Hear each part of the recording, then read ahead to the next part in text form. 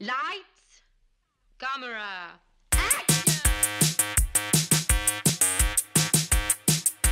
Aujourd'hui à l'émission, on jase de Requiem for a Dream de Darren Aronofsky, de Dancer in the Dark de Lars von Trier, et maintenant On va où de Nadine Labaki. Bienvenue à On jase de film.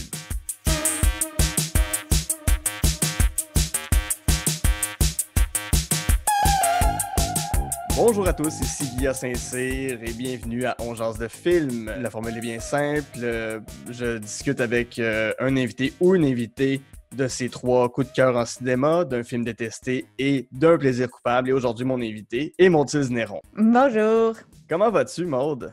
ça va bien, toi? Ça va super bien. Pour ceux qui ne te connaissent pas, tu es une réalisatrice, tu es aussi recherchiste à Radio-Canada, c'est juste? Oui, exactement. Je fais partie de ces équipes de l'ombre. Super. Dis-moi, avant qu'on entre dans ta liste, comment est né ton amour du cinéma? C'est quoi les premiers films que tu te rappelles avoir vus en salle ou quand tu étais petite? Je suis pas prête à dire que je peux parler de comment est né mon amour du cinéma, c'est-à-dire que je pense que ça a toujours été là, mais je peux te parler des premiers films dont je me souviens, premier film ou première série télé. Oui. Premier film coup de cœur que j'avais, c'était Balto. Ah oui, Oui. sur le chien. Oui, ce chien, ce fameux chien. Donc celui-là, je me souviens que c'était mon premier coup de cœur que je pouvais écouter à répétition. Ensuite, la première scène qui m'a marquée à un point tel, c'était une scène dans de X-Files Hmm. parce que, j'étais très jeune et mes parents écoutaient X-Files, alors que je n'avais pas le droit de regarder la série. Et donc, un soir où j'ai décidé de descendre, les escaliers en douce et de Mhm. me mettre dans les marches et de regarder à travers les barreaux et il y avait une scène, j'imagine extraterrestre vu que c'est pas mal toujours ça et donc quelqu'un qui avait un œil derrière la tête et qui se touchait derrière la tête et qui, touchait l'œil, en fait, derrière lui et qui réalisait OK. donc qu'il y avait un autre être Ah. vivant à l'intérieur de lui. Ça, c'est la première scène marquante, je crois, que j'ai vue, qui m'est restée en tête. Puis ensuite, pour mon amour du cinéma, ben, ça s'est vraiment développé naturellement, c'est-à-dire que même moi, j'ai étudié en cinéma au cégep, puis Mhm. c'était pas un questionnement profond que j'avais, c'est-à-dire que, même au secondaire, j'avais commencé à travailler sur des films médiocres de gens du secondaire, mais Oui. j'avais beaucoup de plaisir à les faire. C'était mon projet personnel d'ailleurs, à l'école internationale. C'était un film, puis j'en voyais beaucoup évidemment, mais c'était pas à ce moment-là, je suis pas prête à dire que c'était développé. Hmm. J'aimais vraiment j'étais cinéphile dans le vrai sens du terme cinéphile, c'est-à-dire j'aimais le cinéma, peu importe si c'était mauvais ou bon, j'aimais vraiment ça. Puis, par la suite, bon, ça s'est plutôt raffiné une fois que je suis rentrée dans les études, en cinéma, puis que j'ai pu comme trouver vraiment des genres qui me plaisaient un peu plus pour des raisons que j'étais capable d'expliquer par la Mhm. suite. Oui. Ouais. Alors, sans plus attendre, on va rentrer dans ta liste avec Requiem for a Dream de Darren Aronofsky. C'est un film qui date de l'an 2000 avec Jared Leto, Jennifer Connelly et Ellen Bernstein, Mmh. qu'on a pu voir aussi dans L'Exorciste, là, qui faisait la maman de Regan dans Eh oui, c'est L'Exorciste. vrai. J'avais Mhm. oublié ça. Oui, ah oui. Qu'est-ce qui te marque de ce film-là? Qu'est-ce que ça a eu comme impact sur toi? Ben, mon Dieu, sincèrement, je sais est-ce que ça t'a marqué ce film-là? Euh, je vais m'inscrire en faux avec Requiem for a Dream. OK, tu sûr là? Je l'ai vu trop vieux OK, pour que ça ait l'impact voulu. Je pense que c'est un film qui ça a est. peut-être mal vieilli? Je dirais pas que ça a mal vieilli. Il y a des techniques qui ont un peu été récupérées à droite puis à gauche, pas toujours de façon joyeuse, mais je pense que c'est le film parfait à voir quand t'as entre 15 et 22, 23 ans, Hein, hein. pour que ça ait vraiment l'impact escompté. Euh, Puis je l'ai vu pour ma part alors que j'avais regardé plein de vieux classiques des années 70, 80, 90 qui deal un peu avec des thématiques parfois semblables ou qui vont plus loin dans certains aspects. Tu sais, on va parler de Lars von Trier tantôt. J'avais déjà vu quelques trucs de Lars von Trier.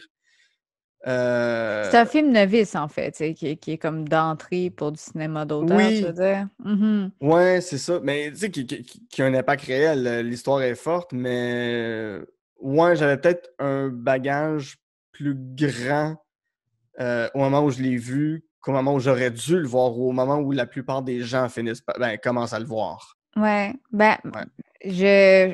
peut-être que je dois dire que je suis probablement d'accord avec toi parce que moi, c'est vrai que je l'ai vu à cette époque-là de ma vie. Mhm. N'empêche, moi, ce qui m'a marqué, c'est que c'est un film très cru, Oui. un film où les émotions sont là, puis beaucoup, beaucoup, beaucoup d'émotions, des montées d'émotions. Il y a un crescendo, que ce soit dans la musique, dans le rythme, tout ça est en synergie pour pouvoir faire un build-up, puis presque une explosion d'émotions dans certains cas. Moi, je me souviens l'avoir vu avec une amie, entre autres. On se faisait une journée où on écoutait les pires films, pas dans le sens de mauvais, mais dans le sens des plus difficiles à Mm. écouter. Et Requiem for a Dream, c'était le film qui l'a fait éclater en sanglots, en fait. Ah ouais. Oui, c'était presque tu sais, un choc Mm. émotionnel là, lorsqu'elle a vu ce film-là, parce que c'est fait pour justement mener à un certain craquement et tout ça. Et donc, pour ceux qui ne l'auraient pas vu, ceux et celles qui ne Mhm. l'auraient pas vu, c'est l'histoire de d'un jeune, en fait, en particulier, donc Mhm. hem, qui, a une copine et un ami et donc et une mère et ce jeune-là se met dans des espèces de magouilles pour essayer de vivre ses rêves, en fait, puis il va embarquer dans des schèmes de drogue et etc. Et sa copine, elle rêve de faire de la mode et même chose, elle va finir par embarquer dans la prostitution. Et la mère de ce jeune-là qui est embarqué dans des schèmes de drogue, hem, elle se fait appeler, en fait, pour passer à la télévision, puis tout ce qu'elle rêve, c'est de passer à la télévision. En fait, aussi, on se rend compte qu'elle rêve grand pour son fils. Elle voudrait qu'il ait une belle vie, un amour et tout ça. Et donc, ce sont 4 personnages qui ont un rêve qui semble bien simple, mais qui n'arrivent pas à atteindre, puis ils vont se mettre dans des situations très, très difficiles pour pouvoir les atteindre. Et donc, c'est quelque chose qui vraiment vient chercher, je crois, une fibre chez tout le monde. Mhm. C'est-à-dire cette idée-là d'avoir un rêve vraiment simple, mais de ne pas être capable de l'atteindre et d'être déçu par tout ce qui est autour de soi, hem et d'en ressentir une profonde tristesse qui n'est jamais Oui. exprimée par des mots dans le film. C'est jamais quelque chose qui est dit. C'est pas des gens qui disent: «J'avais un rêve, puis je suis pas capable de l'atteindre», mais on le ressent beaucoup. Puis c'est 4 personnages qui représentent ça et le film, dans son traitement esthétique, sonore, hem, fait en sorte que ça s'intensifie de plus en plus. Donc ça, c'est quelque chose qui m'avait grandement marqué pour ça. Puis aussi pour l'espèce de pureté dans le jeu d'acteur. Hem, l j m Il faudrait peut-être que je le revoie, Mhm. heu, pour savoir si c'est toujours le cas, mais quand je l'ai vu, puis ça fait pas si longtemps que ça quand même, mais je trouvais toujours que le jeu d'acteur était exceptionnel là-dedans, où justement ces personnes-là n'ont pas besoin d'être des êtres très ce ne sont pas des êtres réfléchis, ce ne sont pas des Mhm. êtres qui sont dans la réflexion, ce sont des êtres qui sont dans l'émotion et ça paraît dans le jeu d'acteur Oui. qui, moi je sais la dame la mère qui veut passer à la télévision, elle veut être belle pour passer à la Oui. télévision et elle commence un régime. Elle commence à prendre des pilules amincissantes et tout Mhm. ça. Et je me souviens dans les premières scènes du film que j'ai vu, on pouvait déjà déceler toute la vulnérabilité de cette dame-là. On pouvait déceler un stress immense et à la limite vers quoi elle allait. Une scène qui est vraiment là, minime derrière une porte de garde-robe alors que son fils frappe de l'autre côté parce il veut de l'argent finalement, là, tu sais. Mhm. Mhm. Ouais. En tout cas, ce que cette dame-là vit dans le film, c'est de l'anorexie. Elle tombe dans l'anorexie. Oui, C'est oui, oui. rare qu'on parle d'anorexie chez les personnes âgées, entre guillemets. Ah oui, vraiment. C'est un des rares films à le faire. En fait, c'est un film qui traite de toutes les formes de dépendance aussi, là, autant drogue, alcool, sexualité et dépendance à l'emprise de notre corps. Je suis content qu'on parle de Requiem for a Dream avec toi parce que tu as fait ta maîtrise sur l'anorexie, justement. Mhm. Oui, oui, Euh, oui. Qu'est-ce que tu cherchais à déceler de l'anorexie? Qu'est-ce que tu cherchais à dire ou à découvrir sur ce trouble de santé mentale-là, Dans mon mémoire de maîtrise ou dans le film? dans ton mémoire de maîtrise? OK. Dans mon mémoire de maîtrise, en fait, je travaillais sur la définition dans le DSM de l'anorexie. Mhm. Pour ceux qui ne savent Défini- pas, le DSM, c'est le livre qui répertorie tous les problèmes de Oui, santé mentale. oui, OK. oui. Je ne suis pas prête à dire tous les problèmes de santé Oui. mentale, mais selon leur propre définition et catégorisation, ils répertorient les problèmes de santé mentale, effectivement. C'est une D'accord. espèce de Bible de la santé mentale, Mhm. mais l'anorexie, en fait, dans le DSM-5, qui est le dernier, est définie selon certains critères qui, pour moi, je ne suis pas en accord avec les critères de définition de l'anorexie. Mhm. Et donc, je travaillais à essayer de comprendre comment ces critères-là pouvaient être nocifs pour une personne qui souffre d'anorexie et comment il serait possible de l'élargir à la lumière des connaissances que nous avons aujourd'hui. Je m'explique, entre autres, il y a un critère de poids à l'intérieur de la définition de l'anorexie. Il faut un certain sous-poids depuis une certaine période de temps qui, pour moi, est somme toute un critère très aléatoire. C'est un Mhm. critère seulement pour faciliter peut-être le travail des cliniciens et je ne crois pas que ce soit nécessaire qu'il y ait la question de poids dans la définition, surtout qu'une personne anorexique est une personne qui, heu en fait, généralement, là, on s'entend, selon les études qui ont été faites sur ces populations-là, sont des personnes qui, sont intelligentes et donc qui comprennent le diagnostic qu'on peut, leur donner. Donc là, on parle d'anorexie mentale, pas de personnes qui arrêteraient de manger par dépression ou tout simplement, il y a une distinction à faire là, mais oui, Mhm. oui. Puis moi, je travaillais à essayer de voir si ce serait pas, en fait, mieux pour les personnes qui sont diagnostiquées qu'on enlève certains critères ou du moins qu'on les modifie dans le DSM. D'accord. Puis dans Requiem for a Dream, comment c'est représenté chez cette dame-là, le fait qu'elle est aux prises avec l'anorexie? C'est quoi les images qu'on nous montre? C'est quoi les comportements qu'elle adopte?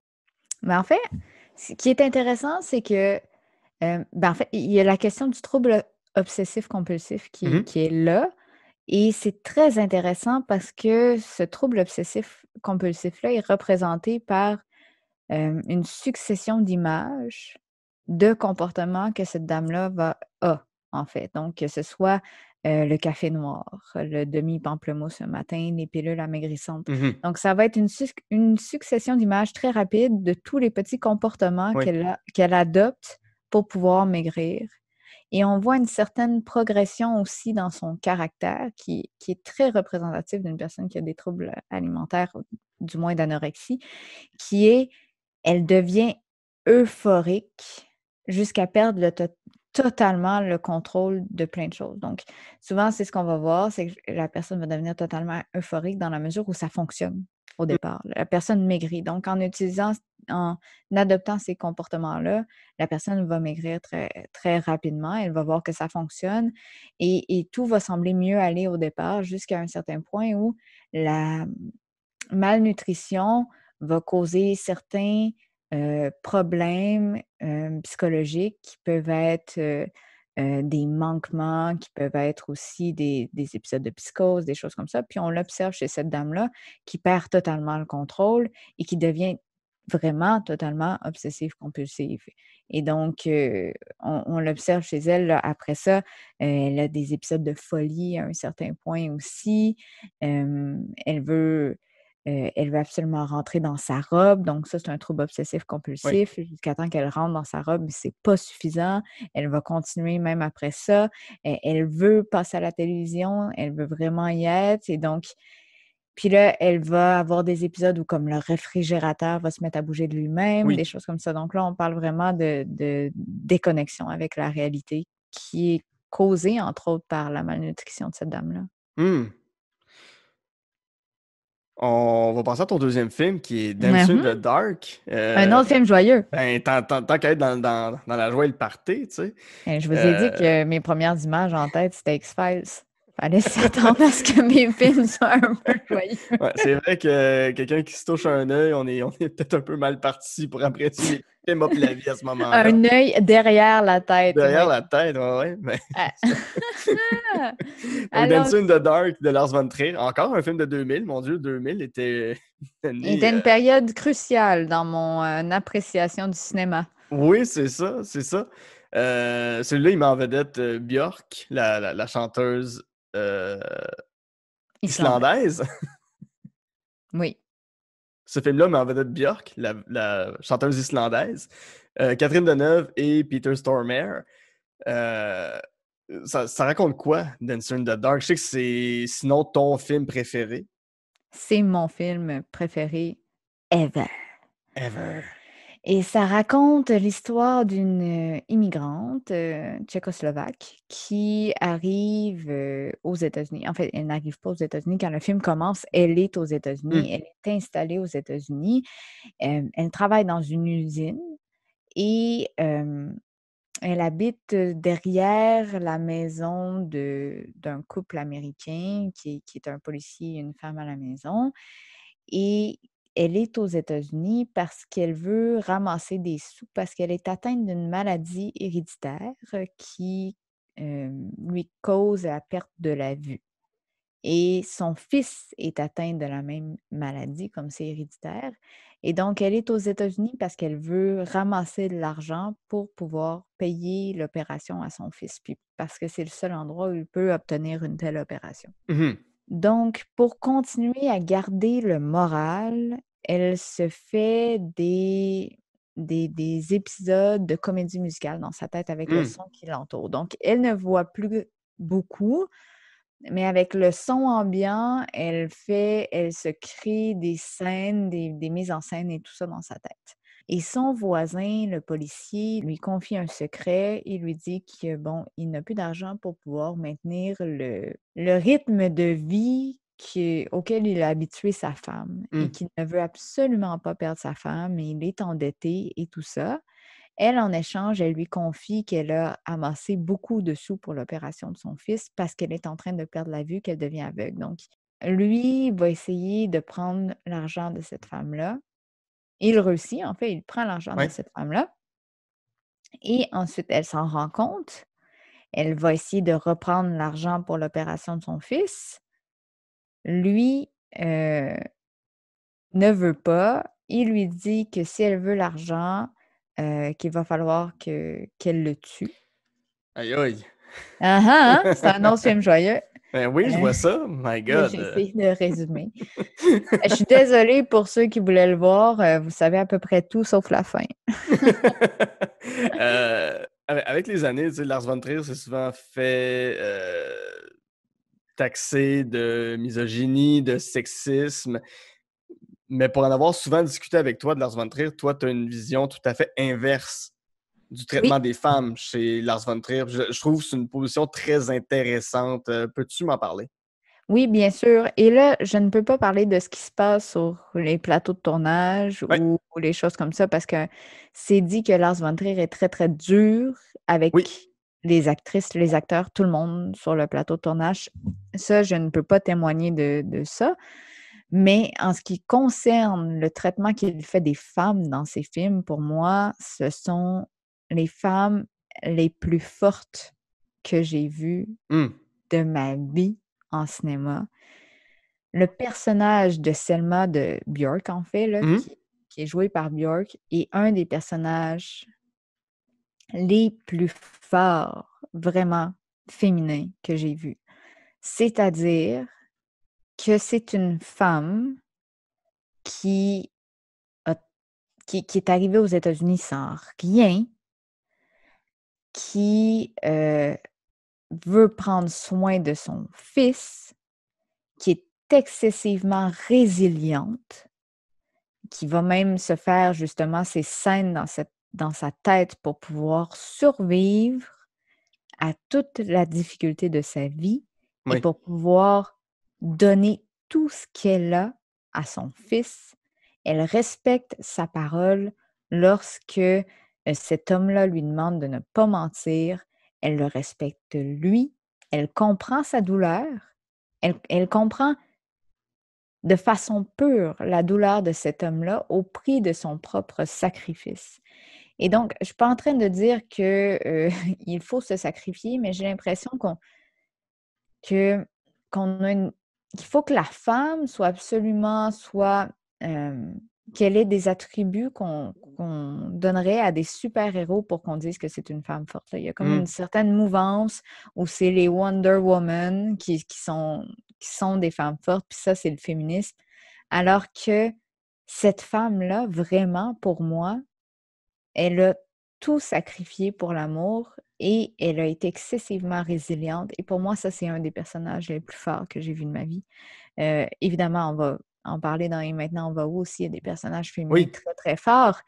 Mais c'était cette idée-là d'un être vulnérable, d'une personne vulnérable qui accepte, qui connaît ses défauts, qui les accepte, qui les utilise même, mais surtout, surtout qui va respecter à tout prix les autres personnes et comprendre leur douleur. Et ça, pour moi, ça fait un personnage qui est excessivement fort.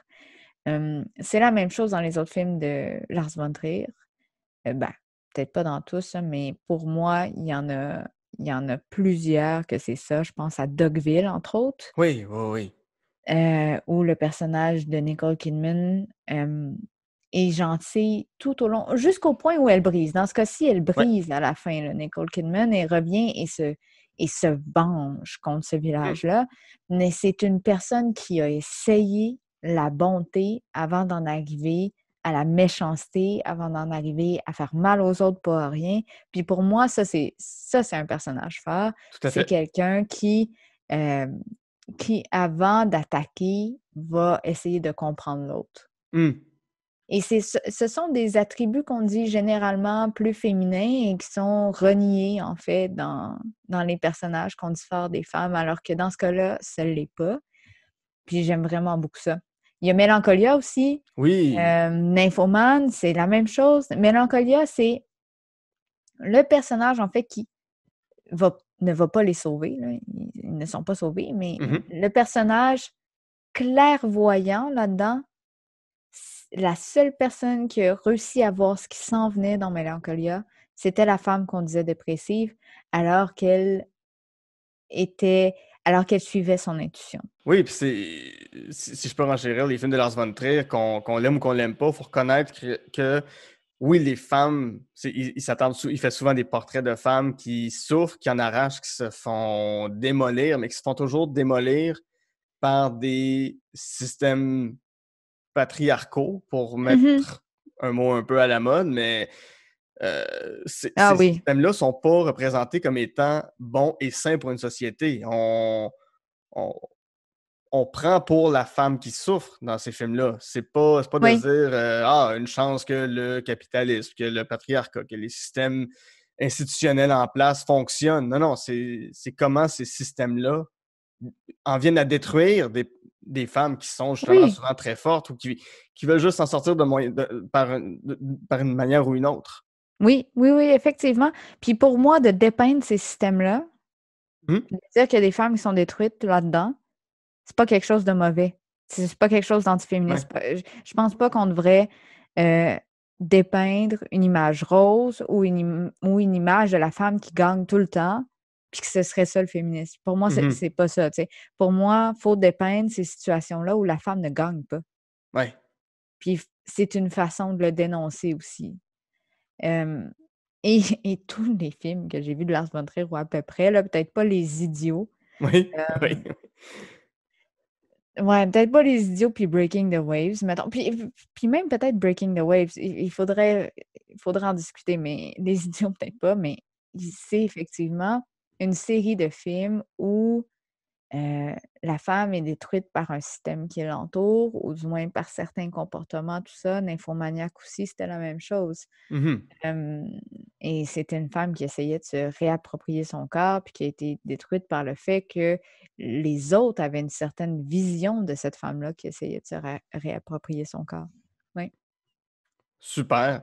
On va conclure la première partie avec ton troisième film, Et maintenant on va où? De Nadine Labaki. Ah ah. D'autres personnages féminins très forts. D'autres personnages féminins très forts. C'est des femmes qui se rendent à des funérailles et elles sont autant musulmanes que chrétiennes au Moyen-Orient, Au Liban, oui. au Liban. Qu'est-ce qui vient te chercher dans Et maintenant on va où? Et dans le cinéma de Nadine Labaki en général, je sais que c'est une réalisatrice que tu aimes beaucoup. Ben, c'est une réalisatrice que j'aime beaucoup. Oui, dans la mesure où j'ai vu Caramel et maintenant on va où. OK. Il y a aussi Capharnaüm Mhm. qui est sorti, que je n'ai pas vu, qui a de l'air excellent.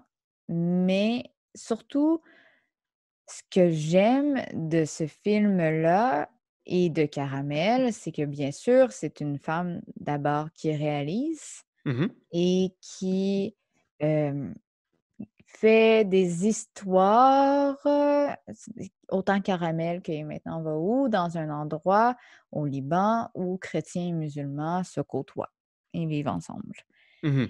Et c'est déjà une tendance qu'on voit dans certains films arabes, c'est qu'il y a beaucoup de symbolisme parce que les choses ne peuvent pas être dites ouvertement. Et là, c'est fait avec une certaine avec beaucoup de non-dits. C'est fait avec beaucoup de poésie même, que ce soit dans l'image, dans le son et tout ça. Et c'est fait aussi avec beaucoup de légèreté, autant pour Caramel que pour Et maintenant on va où? Et dans le cas de Et maintenant on va où? C'est un sujet qui est très, très, sensible Mhm. et qui a été fait avec énormément d'humanité. Ouais. Énormément d'humanité. Et ça, pour moi, c'est vraiment de toute beauté. C'est-à-dire qu'effectivement, ça commence avec des femmes qui se rendent à des funérailles et ça finit avec un village qui se rend à des funérailles. Et donc, l'histoire, en fait, c'est que, bon, c'est dans un petit village reclus au Liban qui est au milieu de montagnes et et où se côtoient effectivement chrétiens et musulmans, mais ça va bien. Chrétiens et Mhm. musulmans, ça va bien, ils se côtoient. Il y a pas de guerre entre les personnes chrétiennes et musulmanes dans ce, village-là, qui est entouré de montagnes et de chemins où il y a plusieurs mines. Mhm. Et à la télévision, bon, les femmes commencent à voir que la guerre reprend entre chrétiens et musulmans. Ben, c'était pas la guerre, mais il y a des tirs qui se font entre certains Oui. groupes et tout ça autour. Et les femmes craignent qu'il y ait une remontée des violences entre les chrétiens et musulmans dans leur petit village. Qu'est-ce qui te touche dans un film, dans une histoire comme celle-là? Ben, c'est que puis il y a plusieurs moments où ces femmes-là, tu sais, c'est fait très en riant, mais il y a plusieurs moments où ces femmes-là brisent parce qu'elles disent que au final, ce sont elles qui souffrent et qui doivent enterrer tout le monde Mhm. pour une guerre que les hommes décident de mener. Ouais. Et donc, elles doivent passer leur vie habillées de noir, finalement, parce qu'elles sont toujours en funérailles. Elles ont perdu leur fils, leur mari, et ça ne finit plus. Et il y a plusieurs références il y a les femmes, justement, les danseuses qui arrivent là, qui disent, mon Dieu, il y a plus de cadavres que de gens qui vivent dans ce Mhm. village-là, parce que, justement, il y a tellement de personnes qui ont été enterrées et tout ça.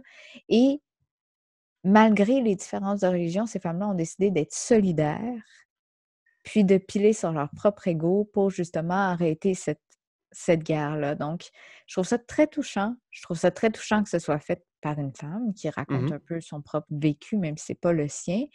Et non seulement ça, les interprètes dans ce film-là ne sont pas des professionnels. OK. Ce sont des non-professionnels sélectionnés dans le village même où ça a été tourné. Ailleurs aussi, à Douma, tout ça.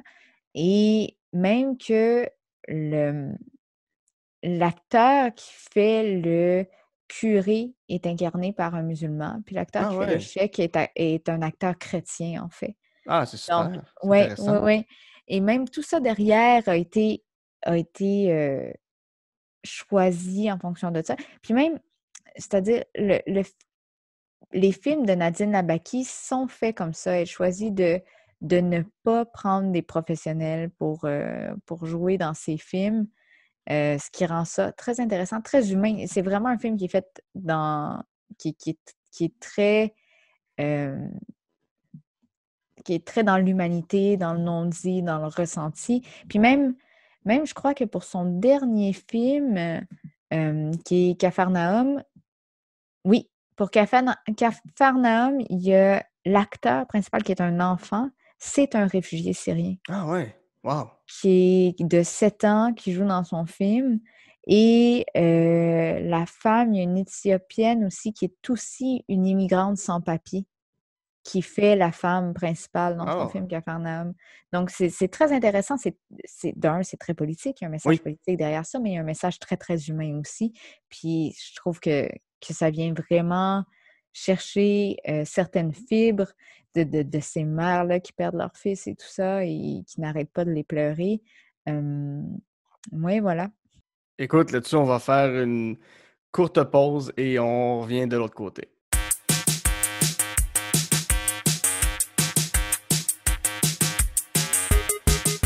J'adore enregistrer On jase de films. Ça me permet de partager avec vous ma passion première qui est le cinéma et avec des invités formidables. Et si jamais vous avez des commentaires, si vous avez des critiques, des choses qu'on pourrait améliorer, des gens que vous voulez que je reçoive à l'émission, écrivez-moi sur Facebook, On jase de films, Instagram, @On jase de films. Venez me parler, faites-moi vos listes, vos 3 coups de cœur, les films que vous détestez, les films qui sont des plaisirs coupants pour vous. Je vais vraiment avoir un plaisir fou à vous lire. Sur ce, je retourne avec mon invité pour jaser de films. De retour à On jase de films avec mon invité Mathilde Néron, avec qui, en première partie, on a discuté des films Requiem for a Dream, Dancer in the Dark et maintenant, On va où? Et Maud, on va embarquer sur un film que t'aimes vraiment pas, que tu détestes, que moi j'avais beaucoup aimé. Spring Breakers de Harmony Korine qui date de 2013. Ça met en vedette Vanessa Hudgens, Selena Gomez et James Franco. Qu'est-ce que ça raconte? Puis qu'est-ce qui te rejoint pas avec ce film-là de Harmony Korine que je sais que t'aimes beaucoup en général? C'est vrai que je l'aime beaucoup en général. Puis bon, je suis pas prête à dire que comme je me lève pas la nuit Oui! pour l'haïr. Je me réveille quand même pas la nuit pour détester ce film-là. Il y a des films que je déteste plus profondément que ça, genre Ted 2. Oui. OK? Mais Oui. il me semble que Ted 2, c'est pour des raisons évidentes, alors que Spring Breakers, c'est un peu moins évident vu que, comme tu l'as dit, Harmony Korine, je l'aime Mhm. en général. Ben, j'aime ses films. Puis j'aime même le fait que dans ses films, il dépeint une certaine réalité monotone. Il dépeint beaucoup l'ennui. Puis dans Spring Breakers, c'est ce qu'il a essayé de faire. C'était un groupe de jeunes filles qui ont pas grand-chose à faire dans leur village. Elles s'ennuient. Ben, village-ville, je sais pas. Dans leur Mhm. banlieue, en fait. Elles vivent en Oui, banlieue, elles s'ennuient. Et là, elles rêvent d'aller faire le spring break. en Elles vont Floride. ben oui, elles vont voler de l'argent pour pouvoir aller faire le spring break. Puis une fois rendues là-bas, elles se ramassent à la police. En fait, elles se font arrêter. Ouais. Et donc, il y a un gars qui les sort de là, qui est joué par James Mhm. Il Franco, est un espèce qui de rappeur exubérant là, qui s'appelle ouais, Alien. ouais, un peu raté. Ouais. Euh, Puis, bref, c'est ça. Elles vont finir par se ramasser dans une espèce de guerre de drogue. Oui. I guess. C'est un peu flou. C'est un peu flou. Euh, Oui, c'est un film un peu en mosaïque, si on veut. C'est un c'est montage très, très mosaïque. c'est très mosaïque. C'est très mosaïque et Harmony Korine veut te faire vivre l'espèce de non-but de Mhm. l'existence de ces personnes-là. Vraiment, ce sont des personnes sans but. Il y a cette espèce de rappeur-là qui visiblement essaye pas de s'améliorer dans la vie. Il y a ces filles-là qui sont là pour le spring break, comme c'est la plus grande occasion de sortir de leur monotonie de vie. Mhm. Et Harmony Korine veut le faire vivre, et donc il y a des images répétées et Ouais. répétées et répétées, et des paroles qui sont répétées et répétées et répétées. On voit le motif là, hein? On voit le Ouais, ouais. leitmotiv qui Mais c'est un peu continue. comme un. Tu sais, c'est un film qui passe de un comme un vidéoclip, mais pratiquement comme un remix techno à un certain point, avec justement toutes les répétitions constantes de toutes les Ah paroles ouais, qui reviennent constamment. Ouais. c'est très MTV là. Oui, oui, oui, oui, oui. Mhm. C'est et c'est fait pour ça, c'est pour te le faire vivre. C'est juste que c'est trop. Ouais. Pour moi, c'était vraiment. Tu sais, c'est-à-dire qu'il y a les autres films d'Harmony Korine où il y a Gumeau, il y a tu Oui. sais, Julian Donkey Boy. Julianne Donkey Boy, tout ça. Puis il y avait aussi, damn, j'ai oublié le nom, Mr. Lonely, Oui. euh, Mr. Lonely, qui, oui. qui était excellent selon moi. C'était un peu le même principe, c'est-à-dire que c'était des films où, justement, c'était des personnes pour qui la vie était tellement plate. euh, est tellement plate qu'ils vont, ben dans le Mr. Lonely, ils vont se créer une espèce d'univers. Mhm. Euh, Julian Donkey Boy, c'est quelqu'un qui souffre de schizophrénie, tout ça. Et donc, ce sont des personnes dont il y a des images sur repeat. Mr. Lonely, c'est des personnes qui décident euh, de personnifier quelqu'un de célèbre, en Ouais. fait, puis de se mettre dans la peau d'eux et de jouer le rôle d'eux. Et ce sont des personnes vraiment pleines de tristesse qui vont vivre à travers quelqu'un d'autre et par procuration. Mais dans Spring Breakers, il n'y a rien. Hmm. C'est vide. Pour Ouais. moi, c'est juste vide. Ces quatre filles-là, j'arrivais pas à déceler une maudite personnalité. Il y a une fille qui s'appelle Fate, qui est la seule qui décide comme de sortir de là, en fait. Puis là, tu te dis, mais mon Dieu, c'est tellement grossi, elle s'appelle Foi. Je veux dire.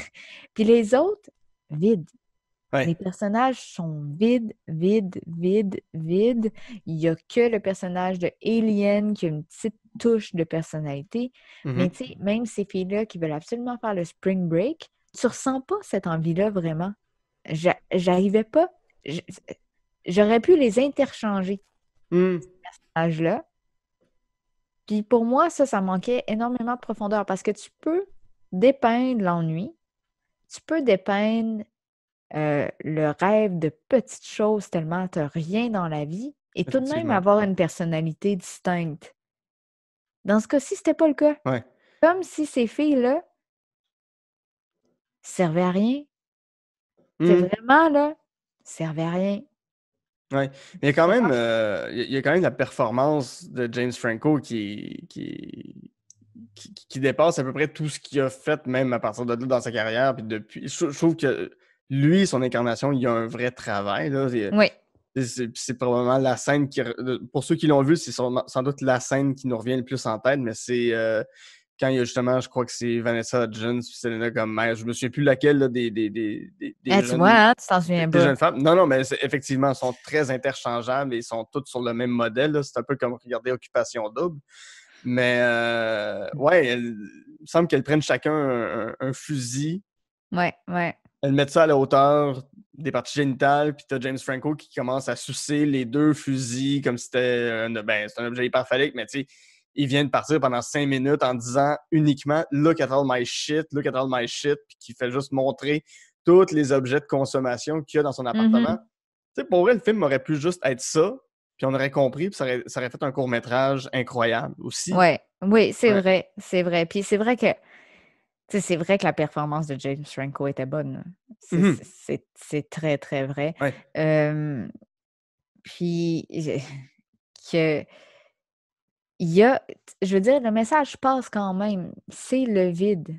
Ouais. Le vide de sens, le vide d'idéal, le vide de but dans la vie, le vide de tout ça. Puis, c'est ça que ça essaie de dépeindre. L'affaire, c'est que ça Ouais. réussit bien à dépeindre ça. Puis, ces personnages-là sont tellement vides que j'en retire absolument rien. Ouais. Donc, ça aurait pu être des personnages complètement vides, mais tout de même avoir une personnalité. Puis, effectivement, le personnage de James Franco, Alien, est celui qui est peut-être le plus travaillé. Mhm. Et c'est même peut-être celui qui a le plus d'aspiration. Parce que quelque part, tu sens qu'il veut quand même faire du rap, là, Oui. tu sais, puis il Il y a des s'essaye. il s'essaye, tu sais, Ouais. à faire du rap, puis tout ça, puis bref, ça réussit pas. Mais c'est ça que je veux dire par il y a moyen de faire des personnages qui sont vides de sens, qui sont pas très intellectuels, qui sont pas très réfléchis, ils ne font pas d'autoréflexion, Mhm. disons-le comme ça, puis qui ont pas grand-chose pour eux, mais il y a moyen de tout de même leur donner une certaine personnalité, tu sais, à Ouais. travers ça. Puis de représenter ce manque de besoin, ou ce manque d'autoréflexion-là d'une certaine façon.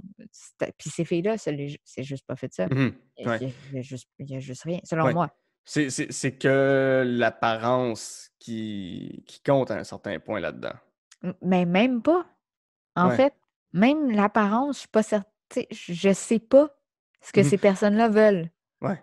Je le sais vraiment juste pas parce que, tu sais, même l'apparence, il y a aucun moment où c'est dit, hem, trouver, construire des relations, il y a aucun moment. Elles sont vraiment juste là, on imagine pour avoir du fun, Mmh. puis sortir de la monotonie. Mais on sait pas vraiment pourquoi elles ont du fun. Mhm. On ne sait pas ce qu'elles aiment. Du tout, du tout, Ouais. du tout, du tout. On sait juste qu'elles aimaient pas être en banlieue, Ouais. puis qu'ils voulaient absolument sortir de là. Ouais. Un autre monde qu'on a souvent taxé d'être un monde vide, c'est celui de la mode. Et ton Ah plaisir ah! coupable se passe dans le monde de la mode. C'est The Devil Wears Prada Oh que oui! de 2006 avec Meryl Streep, Anna Hathaway, Emily Blunt et Stanley Tucci qui lui aussi livre une performance Ah, A++. c'est merveilleux, là. J'ai C'est envie de l'écouter vrai. maintenant. Ah! C'est vraiment un bon film, pour vrai. C'est un Euh, excellent film. Oui, oui, du premier regard, tu te dis, OK, ça va être l'espèce de petit film bonbon, cucu, de la nunuche qui rentre dans le monde de la mode. Puis Puis qui se transforme, oui, puis puis avec qui cette espèce de patronne qui sera méchante, mais qui va finir par la comprendre. Mais c'est tellement plus que ça en même temps. Mais c'est vrai que c'est réconfortant. Mais le oui, scénario est très intelligent. Qu'est-ce que t'aimes excessivement de intelligent. qu'est-ce que t'aimes de Devil Wears Prada? Tant de choses, tant de choses. Ouais. Mais, j'aime d'abord, j'aime parce que moi, je m'y retrouve beaucoup, Mhm. dans la mesure où c'est effectivement quelque chose qui se passe dans l'univers de la mode, de De la la performance. création, de la performance, tout ça et donc c'est un univers dans lequel je me retrouve beaucoup. Les salles de rédaction, les salles de nouvelles et le contenu créatif et tout ça. Donc déjà, c'est quelque chose que je suis capable de reconnaître Mhm. certains points.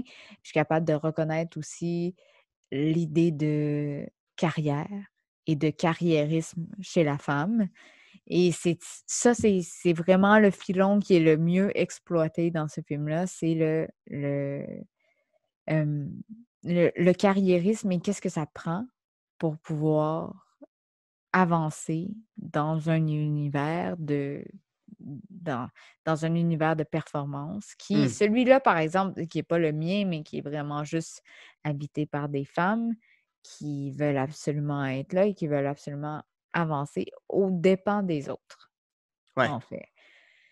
Et donc, c'est très intelligent dans le sens où c'est une comédie dramatique, c'est une comédie, ce n'est pas une comédie romantique, c'est une Non, comédie non. dramatique et qui va prendre certains caractères et les exacerber dans l'univers de la mode. Hum. Il y a cette femme, Anna Hathaway, qui, elle, se pense du moins ou croit qu'elle peut faire une carrière très intellectuelle, où elle va aller travailler dans des journaux, où elle va rapporter des histoires qu'elle considère de Ouais. haut calibre. Oui, elle rêve du Washington Post, elle rêve du New York Times. Du New York Times, voilà.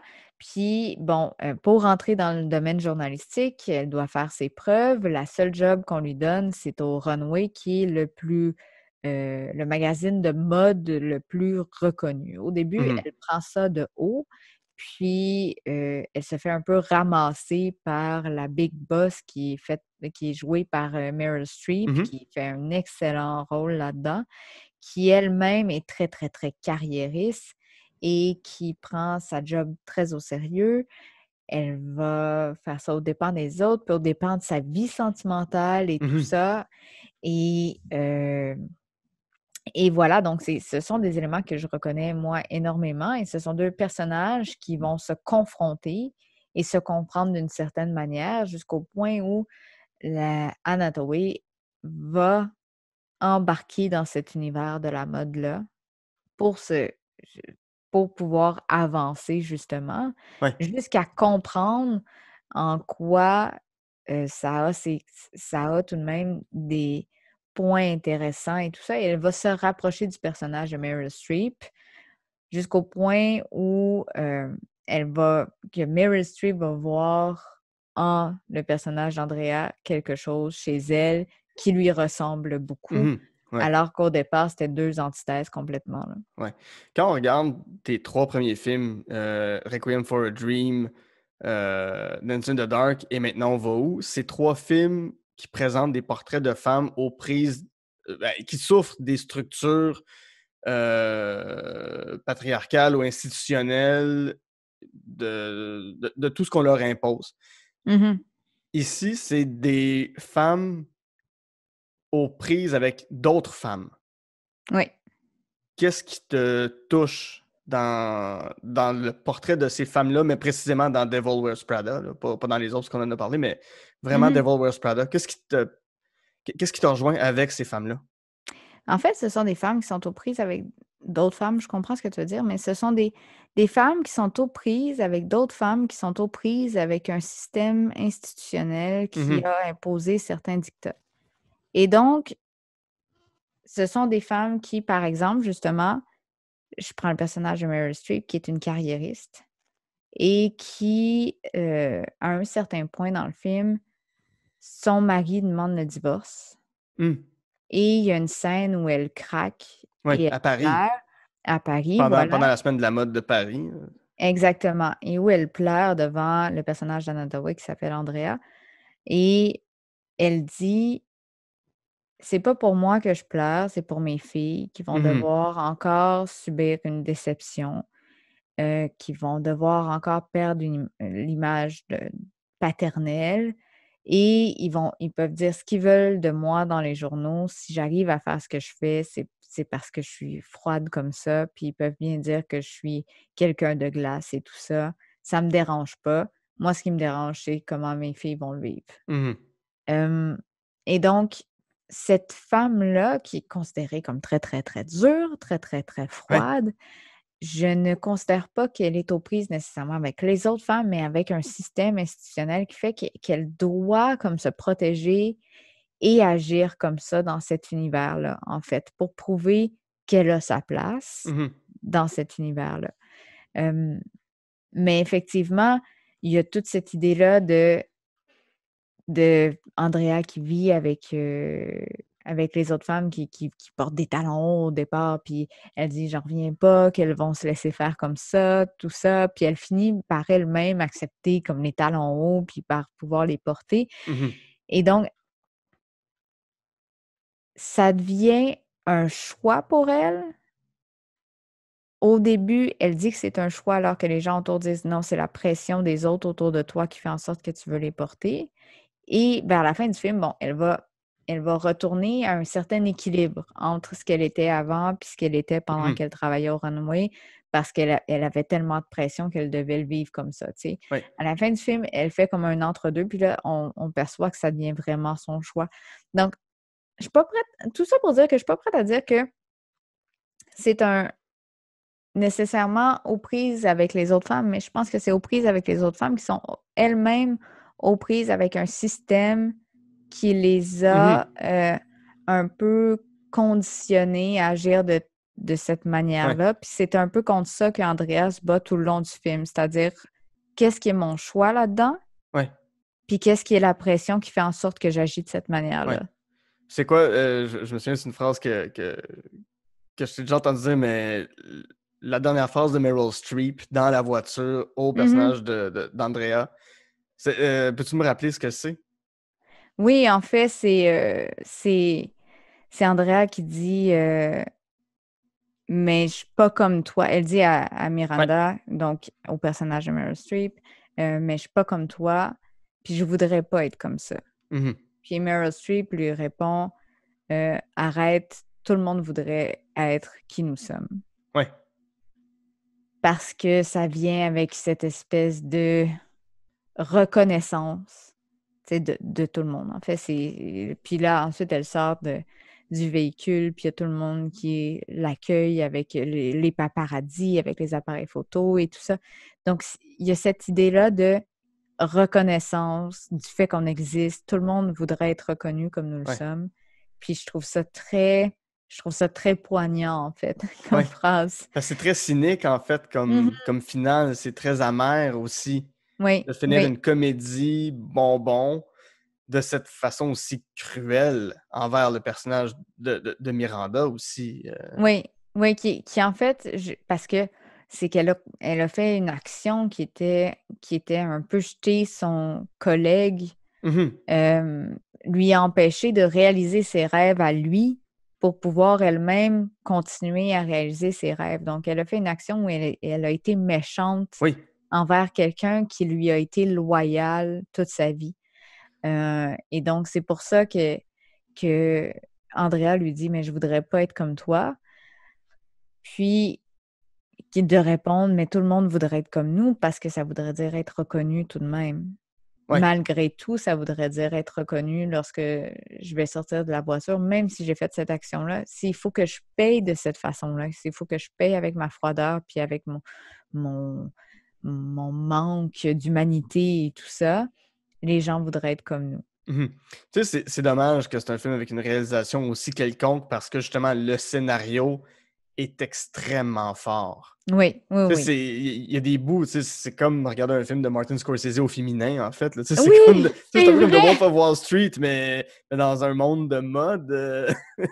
C'est ça, tu dis, si la réalisation avait juste eu 5-6 coches de plus, ce serait un très, très grand film. Puis malheureusement, c'est ça qui arrive jamais. C'est que tu le regardes, tu fais « c'est vraiment bon. C'est vraiment bon ce que vous avez fait. » Mais visuellement, c'est tellement plat. Il y a tous les petits caméos un peu gratuits aussi des gens du milieu de la mode. Là, il y a Karl Lagerfeld, il y en a plein là, qui sont là. C'est un peu inutile qu'ils soient là. Gisèle Bündchen, il y en a plein. Malgré que pour quelqu'un qui aime la mode, c'est très drôle là, de voir ça, puis tout ça, puis ça se veut quand même. Ça se veut dans l'univers de la mode, puis ça le respecte aussi. Là, mais c'est vrai qu'effectivement, il y aurait pu avoir une meilleure réalisation de ça. Il y a des phrases tellement intelligentes là-dedans, ou il y a un moment, on parlait d'anorexie tout à l'heure, il y a un moment où le personnage d'Emily Blunt arrive en tenue, puis Andrea lui dit « oh mon Dieu, mais t'es tellement mince et tout ça », puis là, elle répond « ah oui, je fais un nouveau régime, en fait, je mange un bout de fromage. En fait, lorsque je vais pour m'évanouir, je mange un bout de fromage. » C'est tellement... ça fait mal, puis c'est drôle en même temps, mais ça fait mal. à l'entendre, là. Ah ouais. Écoute, ça a été un plaisir de te recevoir au podcast. Donc, avec Maude Cisneron, on a jasé de film.